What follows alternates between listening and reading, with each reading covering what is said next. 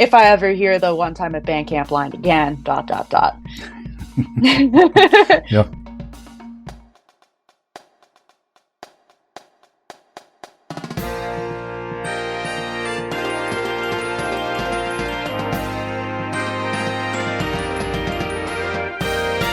Hello, and welcome to episode 8 of the BandWagon podcast for the week of April 15th, 2024. On this edition of the program, news and notes from the band world, including a storied marching organization comes to a sad end. The West Virginia University band practice facility story takes a turn, and then another. I'm asking about your graduation or commencement band experiences. And my conversation of the week is with someone who, among other things, has written for the Smithsonian Magazine. I'm your host, Rob Hammerton.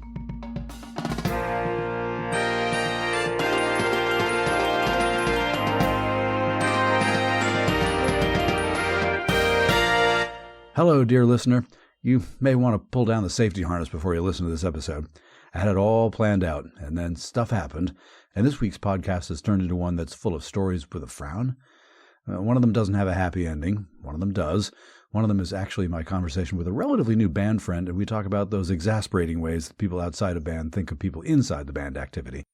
And one of the stories is, well, not quite so frowny, but a follow-up to the story of the Auburn University band and which of its leadership team stayed on task. In that story from 2 episodes ago, I said I wished I knew who that on-task band leader was. Thanks to a gentle hint from a kindly source, I now know. So, that's something good anyway. I know, you're thinking, great, I'm going to listen to DOGFIGHT for 45 minutes. Not really. I'll keep it light, keep it bright, keep it, hey, let's play the first strain.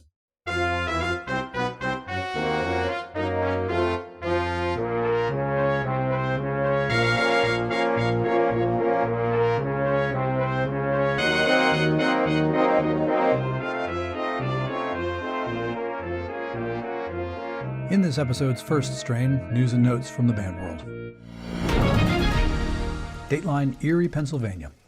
On the 2nd of April, Cadets Arts and Entertainment, or CAE, filed for voluntary Chapter 7 bankruptcy protection in the United States Bankruptcy Court for the Western District of Pennsylvania. Many of you will recognize CAE as the parent organization of the storied drum and bugle corps, the Cadets, who have also been known as the Cadets of Bergen County, the Garfield Cadets, and the Holy Name Cadets throughout their 90-year history. They began as a church-sponsored drum corps in Garfield, New Jersey, and more recently have been headquartered in Allentown and Erie, Pennsylvania. According to a press release from CAE, the bankruptcy filing was made largely as a result of a sexual abuse lawsuit that had been filed in September of 2020. CAE's insurance carrier rejected their request to provide coverage to fund defense costs. CAE found it financially impossible to continue defending the case. Chapter 7 bankruptcy protection provides for the sale of a company's assets to pay creditors and usually leads to liquidation. This has all led to the decision to end CAE and the Cadets program, meaning that the Cadets will not return to the marching arts competition field again, ever. The Cadets had already announced this past October that they would not compete this coming summer due to unmet fundraising goals. Cadets alumni volunteers will continue coordinating alumni social activities, and the Cadets Hall of Fame process will resume in 2025. All legacy and historical items of the Corps have been placed with the Marching Pageantry Arts Museum in Upper Darby, Pennsylvania for the time being. This is not a simple story. Part of this story is what I've just reported, the immediate effects of one specific allegation and lawsuit against the Cadets organization. Part of this story is that of an internationally renowned drum corps whose on-field performances contributed to revolutionary creative changes in the marching arts, both for drum corps and for marching bands. Part of this story is the reorganization of the Cadets parent company and its board of directors several years ago, following numerous sexual misconduct allegations brought against longtime Cadets Corps director George Hopkins. It is the very definition of the phrase, "it's complicated." Another part of this story is the huge number of Cadets alumni, many of whom I know personally, many of whose expressions of regret and disappointment and, yes, grief about this development I have read on my social media feed this month. Those writings have inspired me to try to imagine what it would be like if an organization that meant as much to me as the Cadets mean to them folded, ceased operations, never to be experienced by audiences or participants or alumni again. Many of those people's thoughts acknowledged the effects that the Cadets experience had had on their lives, the positive ones, life lessons learned, friends made and kept, professional connections built, but also the negative ones, specifically the effects on the lives of people who say they were mistreated during their Cadets experience. That part of the story is not unique to the cadets. There are a number of other DCI member corps who have needed to confront the abusive behavior of past members and staff with varying degrees of success. And it's not unique to the marching arts world. Most notably, a decade or so ago, the Ohio State Marching Band had to deal with revelations of a toxic culture supported by its current membership and its alumni community. This topic is not going to be settled as part of this one single cadet story. It's a discussion that will necessarily and rightly continue beyond this moment. But in this moment, there are a great many different thoughts banging around in the heads of thousands of people who marched with the cadets and of yet more people who enjoyed the cadets' performances. And I have nothing but respect and sympathy for all of them. Thoughts and prayers, indeed. It's a tough one, and it's not going to just disappear, even as the cadets' competitive days seem to have done. That's news and notes from the band world for this week. If you have a news item that you think should be included in this segment, send me a link via email to heybandwagon@yahoo.com. More BandWagon in a moment.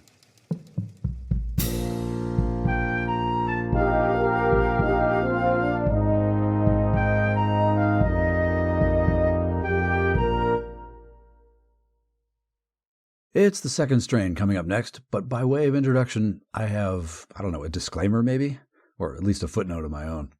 In spite of my journalism major background, which includes the understanding that if it bleeds, it leads, or put another way, they never put gentle good news on the top of the front page because it don't sell papers. My plan was to use this segment of the podcast to report on as much good band news as possible. So I've included mentions of all-state appearances and Sudler trophies and wealthy benefactors deciding to fund band equipment rooms instead of nefarious, murky political machinations, that sort of thing. Positivity. Because, well, there are enough podcasts that report on the news, nearly all of which these days is less than uplifting, partly because of the bleeding and leading rule and partly because it just is. That's the intro to the intro. You may recall that in episode 3 back on March 11th, I reported on a bit of controversy that had arisen surrounding the planning of a new practice facility for the West Virginia University Band. At the time, I braced myself because I felt as if I was being a little more 60 Minutes about it than yay band. There were alumni contribution questions, there was the original plan to build the facility in this location that had suddenly changed to that location. I wondered if I was being too negative about what ought to be a happy occasion. I wondered if I was misinterpreting the details included in the local reporting. I wondered if I was just missing something, since sometimes I can be slow on the uptake when it comes to stories like this. And I really wondered if maybe there were going to be some more details emerging that would shed more light on the story, so maybe I should wait on this?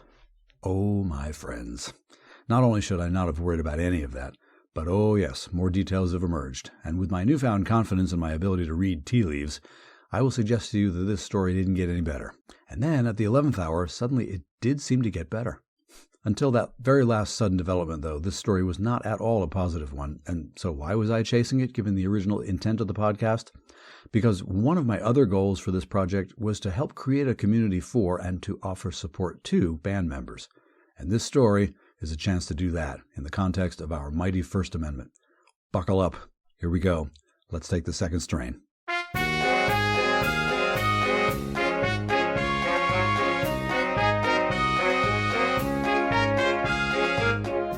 As promised, a follow-up to the story originally presented in this space about a month ago about the process of creating a new practice facility for the West Virginia University Mountaineer Marching Band. Great credit to the investigative journalists at a publication called The Vernissage Magazine. And I hope I'm pronouncing that right. I'm hoping it's actually The Vernissage Magazine, because one of my pet peeves is the anglicization of perfectly beautiful sounding French words. But either way, the curious detail about this online magazine is it's a literary magazine born out of a mid-COVID pandemic discussion among alumni of Bethel Park High School in Pennsylvania. At heart, it's a poetry magazine. But the Vernissage Magazine editors heard about the West Virginia University Band facility story, and they decided it was worth becoming investigative journalists. And boy, did they hit that out of the park. So this summary is drawn from their reporting, and a major tip of the hat to them. To review. In October 2021, West Virginia University broke ground for a new state-of-the-art on-campus band practice complex. It was the final result of years of fundraising by WVU band alumni and friends. Phase 1 of the project was meant to be located on the site of WVU's former baseball stadium, Hawley Field, by fall of 2022. But construction never began. Then, this past autumn, band members and alumni were told that instead, the facility would be built at Milan Park, a privately owned community recreation complex nearly 5 miles away from campus. Student members of the band were concerned about traveling to the off-campus location. Alumni and donors felt betrayed by the move, calling the change a classic bait and switch.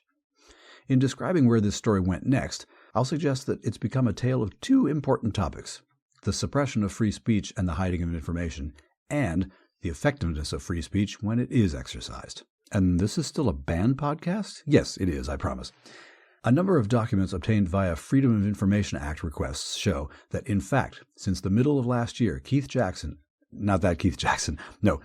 the WVU College of Creative Arts, Keith Jackson, and several university administrators, and a WVU Foundation staff member, and members of the Monongalia County Commission conspired to instead use the $1.25 million in donated funds to build an artificial turf football field that Milan Park has wanted for a long time but has been unable to finance themselves. Two of those university administrators, the athletic director and the director of local affairs, hold seats on the Milan Park Foundation's board of directors. The Monongalia County Commission president, Tom Bloom, was a snare drummer with the WVU band. The plot gets thick. Even while emphasizing the on-campus nature of the project, university officials still actively solicited contributions, fully aware that the money would be used to benefit Milan Park instead. One alumnus wrote, quote, "I'm genuinely curious how this doesn't go against IRS regulations regarding restricted use of donor funds." Another wrote, quote, "I find it suspect that a county commissioner brokered a deal for alumni-donated money to go toward a county project." County Commission President Bloom's attempts to explain his actions on WVU alumni band's social media met with such anger that the group's administrator deleted the initial comment threads. And in a text message exchanged with one other band alum, Bloom said, quote, "The pride of West Virginia is paying for the new Milan Park field. You can complain all you want." In an email to Dean Jackson, Bloom complained about some of the donors who had engaged him on online chat rooms, calling them, quote, "entitled Karens," and suggesting that their giving records ought to be looked into. Jackson responded by indicating that the College of Creative Arts had indeed done so and found that the complainers were all small-amount donors, perhaps implying that they really deserved less say in the matter. A brief editorial comment from me: money is speech, y'all. The Citizens United Supreme Court decision from 2010 says so. The sarcasm light has been turned on. Anywho, back to the story, and here's the part about suppression of free speech that I was talking about earlier. Shortly after the Homecoming 2023 announcement of the new Milan Park plan, the WVU student newspaper published an article about it with interviews of band members. Many of those members expressed worry about the effects of distance and lack of transportation on the band's future. One said that they'd heard some underclassmen question whether they would return to the band for that reason. At the next home football game after homecoming, one band alumni donor talked to some current band members and was told that students were no longer permitted to speak publicly about it. Band section leaders had been instructed by band office staff to keep their sections from speaking out negatively about the Milan Park plan. And a WVU campus source said that band members had been threatened into silence, with the implication that adverse action would be taken against any who spoke out. For the record, instances of band members being forbidden from speaking out does constitute a violation of West Virginia state law, which explicitly protects free speech on state college campuses and provides recourse to students whose rights are violated. Now, Vernissage magazine, remember them? They had planned a 6-part series of articles about the band practice facility plan. 5 of the articles had been published when news broke. On March 25th, West Virginia University released an announcement from which I will read excerpts. West Virginia University has identified the Medfields located on the Health Sciences campus as the best on-campus option for the Pride practice field and facility being developed for the Mountaineer Marching Band. Quote, "The convenient location next to the Health Sciences Center PRT station, which was not previously available due to potential development plans, addresses transportation concerns related to an off-campus site, as well as potential pedestrian safety issues associated with crossing Monongahela Boulevard to reach the former Hawley Field location," said Keith Jackson, Dean of the College of Creative Arts. The site also already features lighting, and the band will have priority access to the Medfields and ample parking in the adjacent parking lots. Unquote. The university renewed efforts to identify a suitable on-campus site after an October announcement outlining plans to shift the project to Milan Park generated concern among some stakeholders.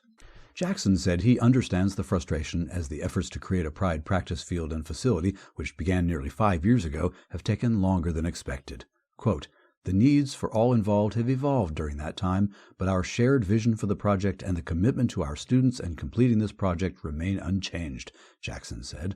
The University Planning Committee has approved use of the site, and the architect already involved in the project has been re-engaged to design a field with the same amenities originally included in the first and future phases of the project.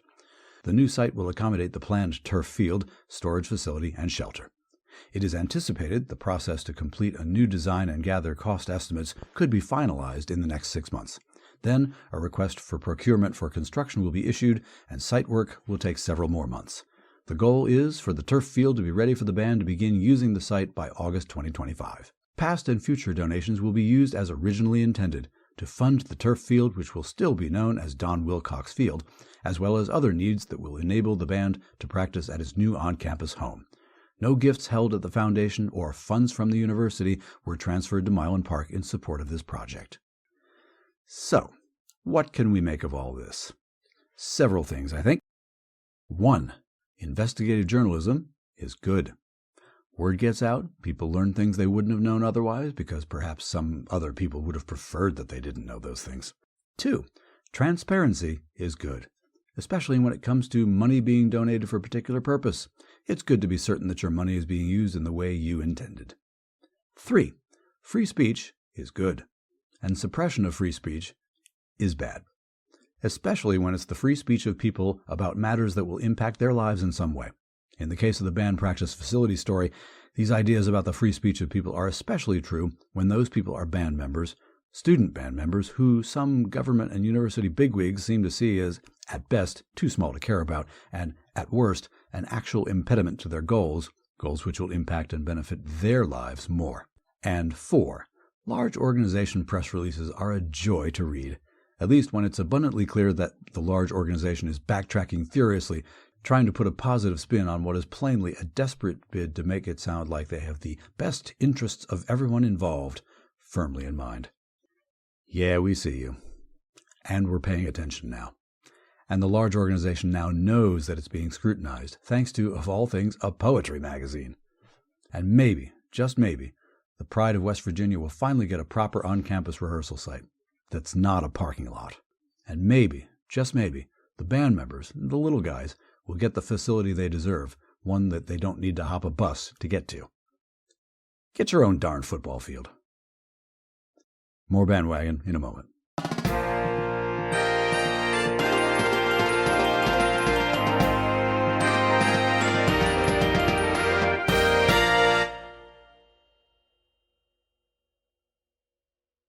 Okay, let's modulate and get into the trio section.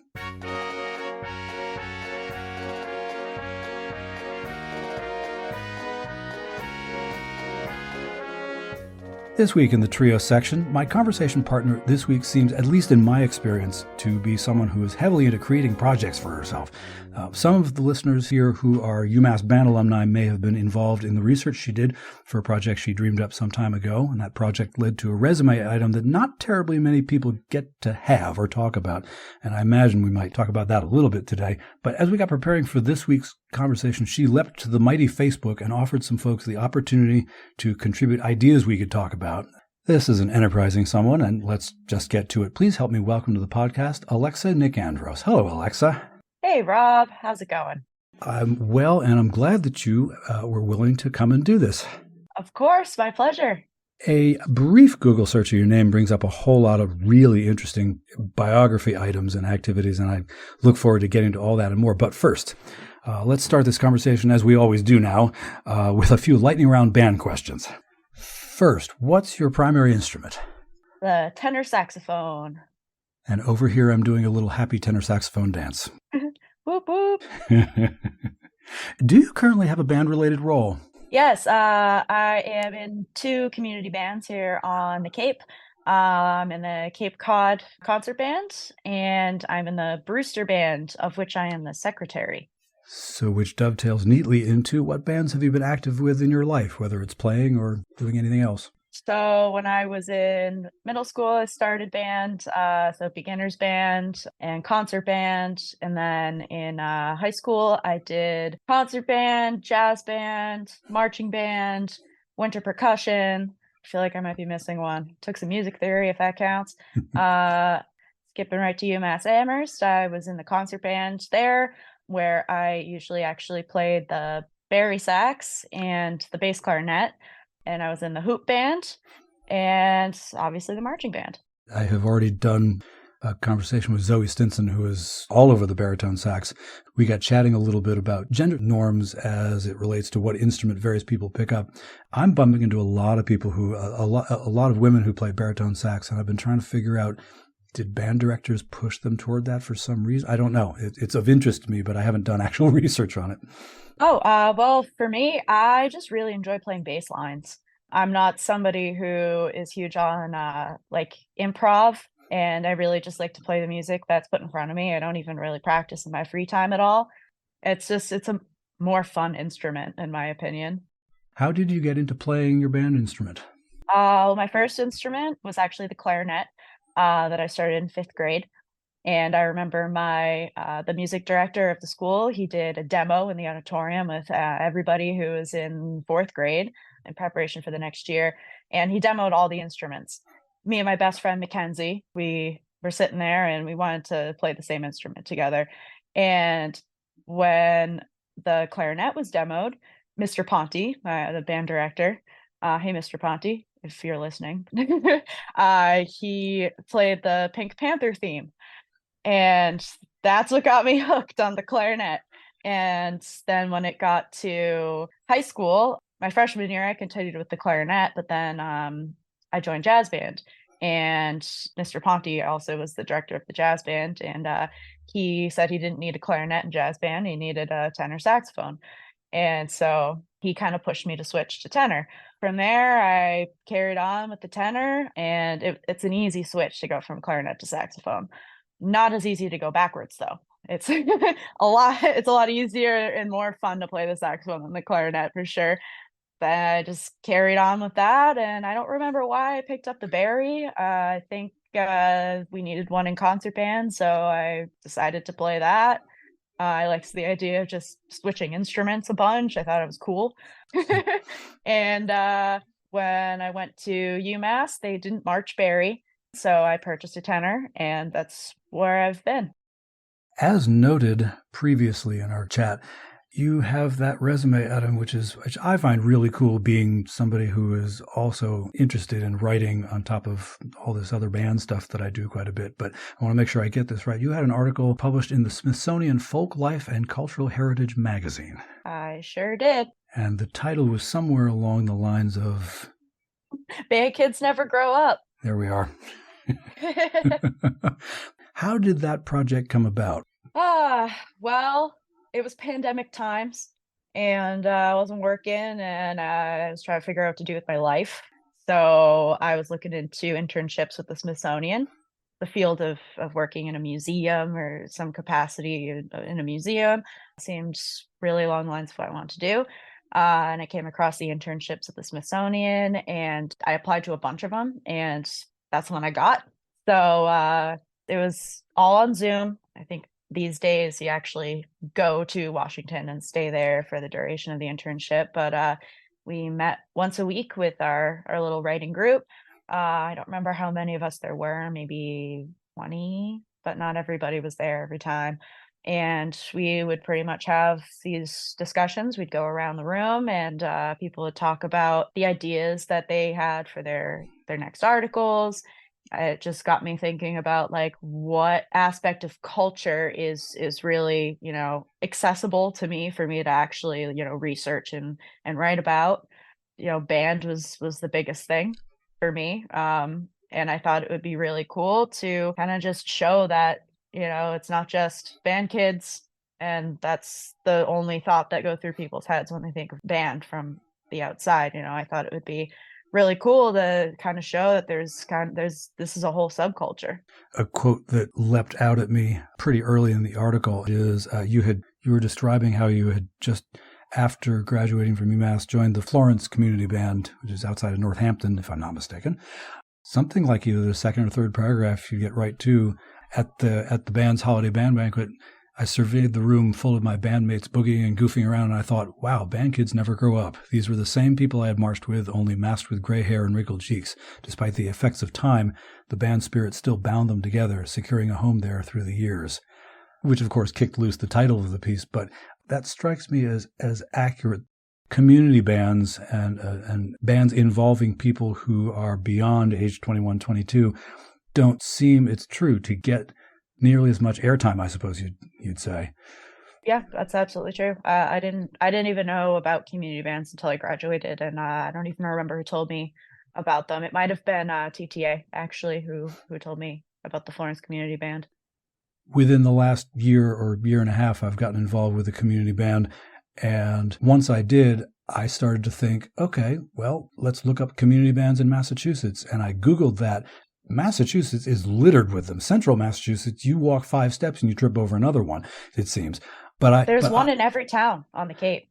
And I considered myself a band person, but I had no idea. I wonder what your first impressions of the community band were when you got into it with respect to, I'm thinking of demographics, but I wondered what your first impressions were. That I'm the youngest one there. I'm the youngest one in every community band that I've been in, unless there's a random high schooler there for the summer who is going back to school. It just needs a community service gig for the summer, or something like that. But yeah, I'm the youngest person in both the bands I'm in right now. Everybody is, the majority of people are probably in their 60s. True. If you go on a YouTube and you search for community bands, you'll get, generally speaking, they look a lot like church choirs, which I'm also involved with. Sure. Yeah. And the Brewster band I'm in right now, we just had someone retire from the band. He was the oldest member of the band. He is 102 years old. So God bless him, Carl. Mm-hmm. He's still playing in a couple other bands, but he's gradually leaving them as he's, 102. So he played the alto, still plays the alto. Famously, you can only play football for so long before your bod gives out, but you could be in band until you're 102. Look at that. Yeah, and it's a great exercise for your brain. It's pretty much like knowing another language.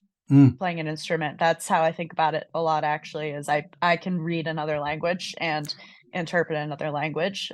Sometimes I think about, as I'm sitting in band, if a complete stranger walked in with no band experience, if they would even understand anything that the band director was even saying.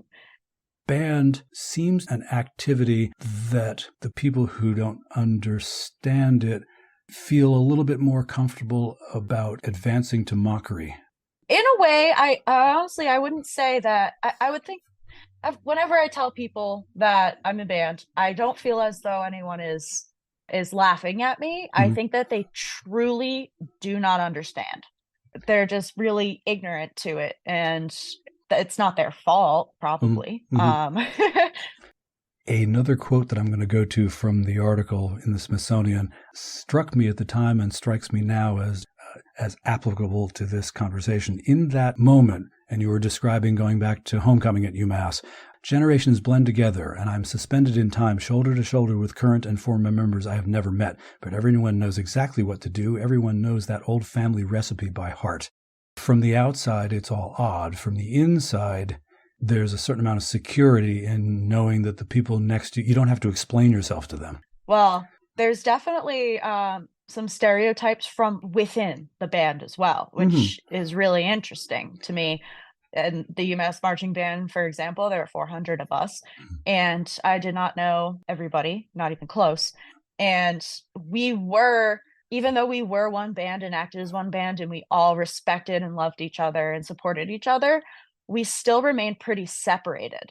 I've heard before that the altos and the tenors, the saxophones used to be kind of one section, until the tenor saxes gained so many members that we got our own bus all of a sudden.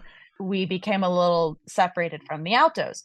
And at one point, the altos were saying, the saxes are one section. Like, the tenors were like, no, we're good. We'll be the tenors. You guys can do your alto thing. So we were always kind of like nervous on the bus. We had extra seats on our bus because we still had a small section. It was pretty cool. We had like our own row, all of us. But we'd get the overflow altos. And we were always just like, which altos are going to be on the bus with us today? I hope it's the cool ones. Like, we're, And there are certain sections in the band that we didn't associate with at all. Like, I don't think I really came in contact with anybody from the color guard. And the flutes, for example, I don't think I was really close to anybody in the flute section. You end up kind of being closer to the people you end up marching next to, Yeah. which is interesting too. And obviously the drum line was pretty much an entire separate band. They had their own fraternity. They had their own traditions. They rehearsed in a separate space. They were intimidating. Also, they were intimidating. With regard to the drum line, it was understood that they had different rehearsal requirements. There was a lot more repetition that they had to get into, and they needed to get their own acts together so that they could then be super competent when they got to us, the brass and woodwinds. But it did separate us out to the point that my senior year, we had an off weekend. It was late in the season, and somebody came up with the idea of, let's have a band touch football game, but let's have it band versus drumline. 3 things. 1, it was snowing, so we played it in 3 inches of snow or 4 out there on the practice fields, and that was tons of fun without proper foot gear. The second thing I remember was that they had the drum majors be referees, and so I and one of my drum major colleagues were out there trying to make peace between everybody. But the most important thing that I remember was that there were a number of us that were saying, drumline is part of the band, is it not? And so fast forward a few years, and then a few years more, and then a few years more, when I got to be the director of the Holy Cross Band, when I arrived, the title of the group was the Holy Cross Crusader Good Time Marching Band and Color Guard. Part of that was because the Color Guard had administrative and budget oversight from a different department, but they had always been called that. And I remember thinking, the first thing I'm going to change, I'm going to do it quietly, but the first thing I'm going to change starting next year is that it's just going to be called the Holy Cross Crusader Band. And I talked to the Color Guard people and said, this is what I want to do. And they said, oh, good. Oh, thank you. So in the world of sections being kind of separated out from each other, yeah, I hear that 100%. All this talk of inside jokes and stereotypes in a good way, and understandings from within the band gets me deftly to the little micro project that you undertook kind of in preparation for this little chat today. You went onto Facebook and visited the UMass Band Alumni Facebook group page, and you asked them a question. I did, yes. Pretty much I asked if there were any band misnomers or stereotypes from the inside or the outside of band. We did already kind of touch on the ones from the inside. I got a couple good responses. A few of them I'm not even going to really begin to bring up because they're a whole other realm of conversation. Oh, they are. Yeah. We're thinking of one, aren't we? Yeah, so we got one for what instrument do you play? Common response to people who play mellophone is, mellophone? What's that? Is it like a xylophone? And this person also says, if I ever hear the one time at band camp line again, ... Yeah. Tim Anderson says that people are often surprised that he teaches other classes and doesn't just do band all day. Honestly, I thought he did do band all day, so In the time when I was looking for my first teaching job, I remember being very disappointed that the band director job also included this other and this other and this other and this other. Never mind the admin that goes with it, but band all day would be okay with me, but it's not at all the reality, and nobody gets that. Yeah, it's like when people think their teachers sleep at school. Yes. Someone says, I can still guess what instrument people played in marching band based on their personality. I'm reminded, as our regular faithful listeners are, that last week there was an interview wherein a story was told about band camp roommates and how assumptions were made by the trumpet player about the flute player and the flute player about the trumpet player, and everything turned out well and stereotypes were dispelled and such. But it is absolutely, it's part of the game. Yeah.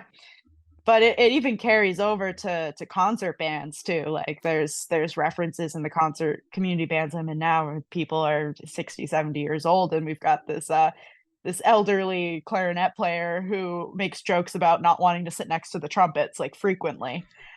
And some of those back and forths are, as your article definitely suggests, they're very much like infighting within a family, where the members of the family perfectly well know that they love each other dearly and they would do anything for each other. But the sniping happens or the joking happens, and two things can be true at once. Absolutely. Yeah. Yeah. So we've spent a little time here quite clearly picking apart the local traditions of the local Amherst campus band that we know rather well. And I certainly imagine that there are podcast listeners out there who are from that tradition, but also other bands' traditions and whatnot. And I can imagine that they might contribute stereotypes and misconceptions and misnomers from their own experience. And we could do a follow-up session or even have it become a regular feature. They, of course, can do that by leaving an email or a voicemail, and I can tell you all how to do that during the end credits. But I have so enjoyed this conversation, both from the perspective of dredging up fun memories and hearing yours, because we're of the same organization, but different eras. And stuff evolves and stuff develops, and some things hang on and other things don't. And it's interesting to see the organic way that things move from one place to another. And yet details change, but we all understand the basic joke. But before we wrap this all the way up, Alexa, I'd like to offer you some slightly less strictly resume-based lightning round band questions to ponder. What's one of your favorite pieces of band music that you've played, outdoors or indoors? There's been so many, and a lot of them I can like feel in my soul, but don't really remember what they were called. Especially like in high school concert band, there was something different about high school concert band because we would have 4 pieces and we would work on them every single day. And we really got to know them. And I don't think that I've really had that close relationship with a piece like since then, really, especially because when I was in marching band, I was totally incapable of memorizing my music. I just couldn't do it. I never once played a song all the way through from memory, ever. Couldn't do it. So I'm going to base this more or less off the best performance or field show that I had at UMass. That would be my freshman year. Maybe it was just because it was fresh and new and exciting. I don't know. But playing that Earth, Wind, and Fire medley, sometimes I just watch it on YouTube because it like gives me chills, like with that company front at the end. Like that was probably the most powerful marching band moment that I ever experienced. If it's the one I'm thinking of, it's the one that was taken to Penn State. Yes. Yep. Which is on YouTube, and we shall stick that link in the show notes because people need to see that. Yeah, absolutely.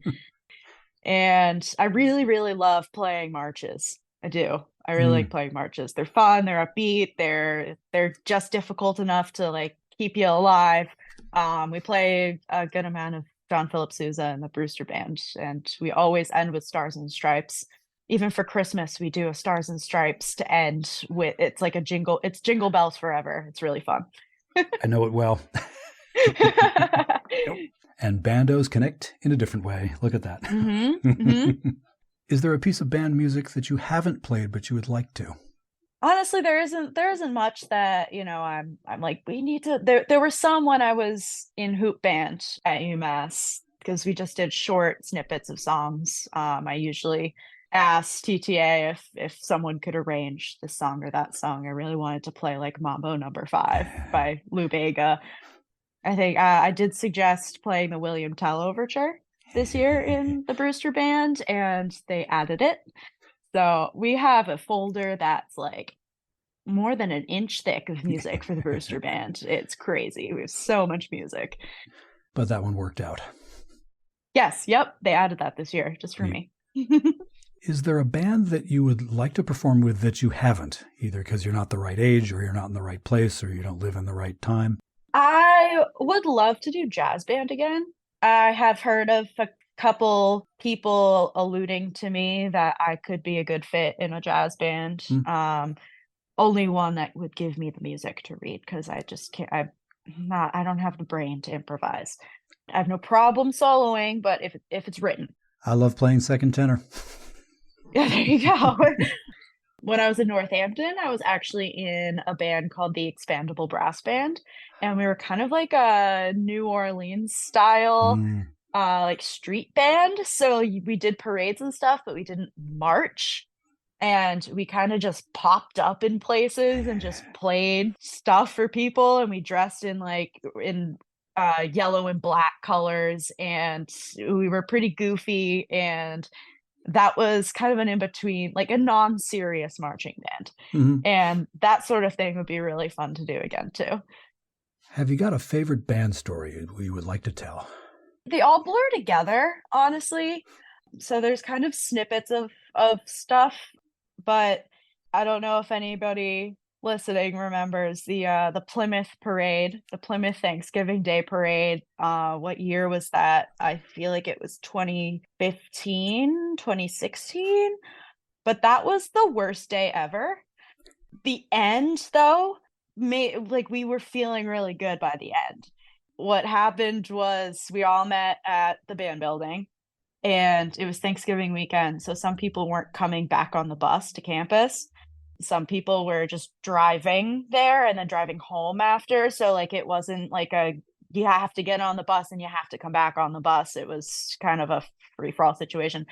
For anybody listening who doesn't know this, the UMass marching band needs 8 buses to get around, plus a vehicle to transport the equipment.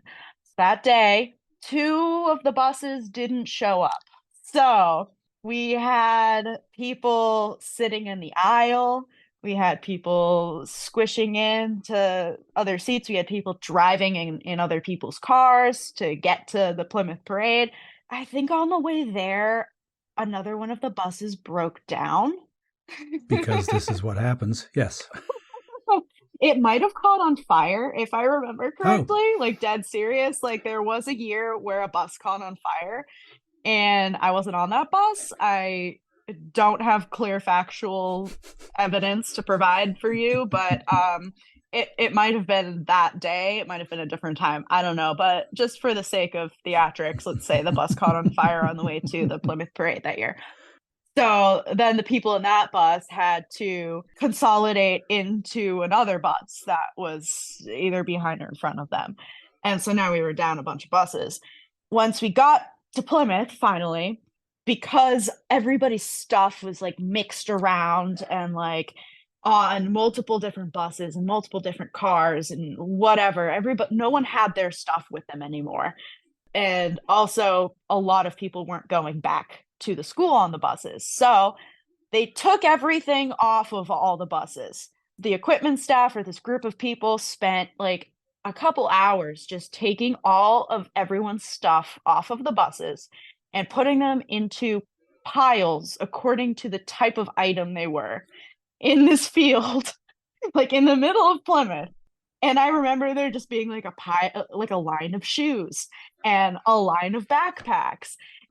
Honestly, with how gray and sad and stressful that day was, to see everyone's stuff in lines according to type of item was just really weird. A little bleak and stark. A doomsday situation. Like, it was just one of those things that people don't really know, like what we go through as a collective band, but it is those things that really bring us together the most. So that was a long story. I apologize, but no apology necessary, because you are not the first person to have brought that story up in this series, but your perspective on it was different. Really? Yeah. All right. Yeah. As you began, I thought, I'm not going to stop her, because everybody's experience of the same event is different, and that's part of the fun too. That's cool. Yeah. And the last question, have you got a favorite band life lesson or bit of wisdom that you found useful outside of band? You may have just done it for all I know. Just band is for everyone is really the one that sticks in my head all the time. It's not just band that's for everyone. It's honestly like life is for everyone.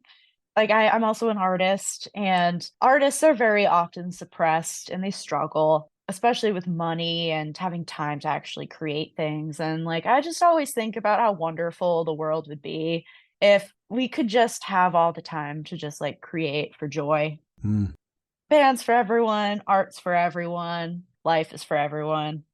Well, I do appreciate you taking time to not only come on this podcast, but to do some really serious prep for it. If someone listening to this wanted to find more about you and your projects, whatever they happen to be, music, art, whatever, where could they go online to do that? At the moment, you can find me on my Instagram at @A_NICKANDROS. And the name of my pottery business is Little House Ceramics. And we will make sure to get links to those into the show notes so that people can come visit you if they like. All right. Open door policy, everyone. Musician, artist, teacher, if I'm not mistaken, of art classes and such. Lots of things. Yep. Alexa NICKANDROS, thank you for contributing mightily to this podcast. It was a ton of fun. Thank you so much for having me. This was a lot of fun. Thank you. Okay, we'll do one more grand pause and then take care of a couple of more little items. Thank you, my fine listener, for staying with me.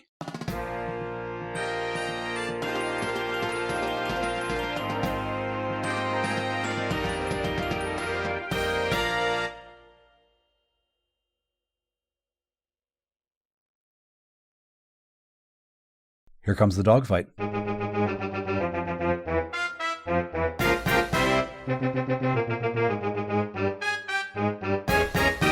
This week's dogfight is another follow-up to a story included in a previous episode, in this case, episode 6 from April 1st. It was the story of Auburn beating Alabama in the Iron Bowl, and of the video that captured the response of the band in that moment,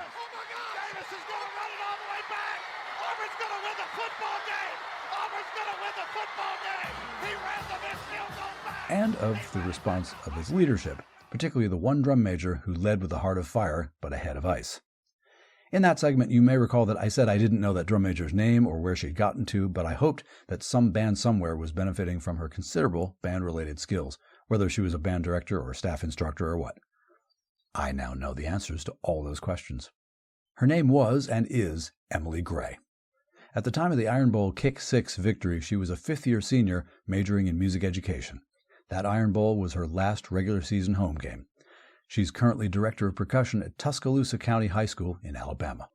Now, I do think it's useful to make a couple of additions to the original story, partly in order to be fair to the Auburn band director, Dr. Corey Sperlin, whom I originally kind of painted as abandoning his post, which is not right, and partly to polish Miss Gray's reputation yet further. So, with help from the reporting of Outkick.com and the Opelika Auburn News, and those links and more are in this week's show notes, here's a bit of clarification. In an interview after the Iron Bowl, Gray said, quote, "We always just approach those events like business as usual. Obviously, with the Iron Bowl, there's just a certain level of intensity and just feverishness that comes with that game that doesn't come with any other." At Auburn University's football stadium, Jordan Hare Stadium, the band is positioned on the end of the field where the kick returner fielded the kick. Alabama was attempting the field goal toward the Auburn band. So by the time the unsuccessful kick was returned for a touchdown in the opposite corner of the field, Gray could only see it all by watching on the video board, but once she knew the kick returner wasn't going to be caught, it was go time. Quoting her, "Looking down the field, you have no perspective, no relativity of where they are on the field. So I'm looking at the Jumbotron and I'm thinking, you've got daylight, a lot of room, a lot of daylight, so I go into game day mode.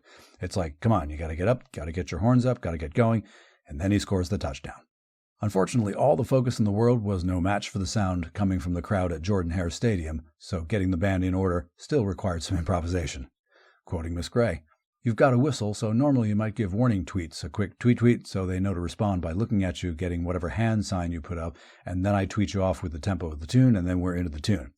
Well, this is unlike any scenario we've ever had. I've done 5 years of band at this point, and in all those game scenarios, every single one of them, I've never had a stadium be that loud. So at this point, it's like, whistles? What whistles? Nobody can hear them. But luckily, the band knows as well as I do that it's their job to play, even when they're excited. So they see it, and enough of them catch it that we can start playing, and from there on out, it's just crazy, pandemonium. By the way, the roar of excitement from the crowd eventually registered on seismographs in Alabama. As Gray was looking for help signaling to her band of 380, she couldn't find a graduate teaching assistant or her band director. Corey Sperlin, that band director, later said in an interview with Fox Sports, quote, "I can't say that I've really seen anything like that before. Next fall," which would have been fall 2014, "will mark my 20th year being associated with an SEC band. This is my 8th year at Auburn and 20 years with some SEC band, and I can't say I've ever seen an ending to a game quite like that." Gray continued, "Dr. Sperlin's normally right on top of the drum major, and when I went back and watched the video, I was like, oh, that's why, because he would get to live the moment fully. It was such an awesome thing to see him be out of character, because normally all of our staff is just very stoic and very disciplined and very matter-of-fact, and in that moment to get to see them sort of let their hair down. And now you know the rest of the story." Okay, one last pause to catch our breath, and I mean that. Then we'll head for the goal line. Thanks for continuing to listen. For the code of this week, another call to action, y'all.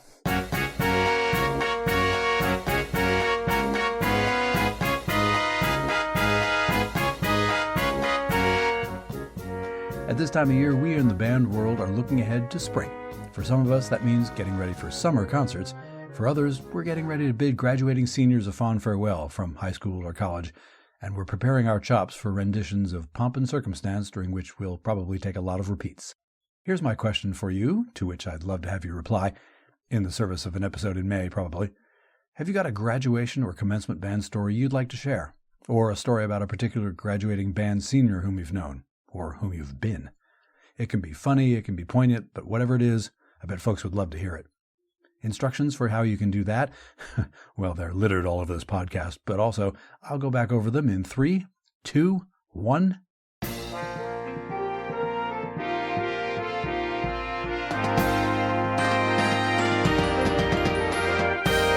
That's BandWagon for this week. Thanks as always for downloading and listening.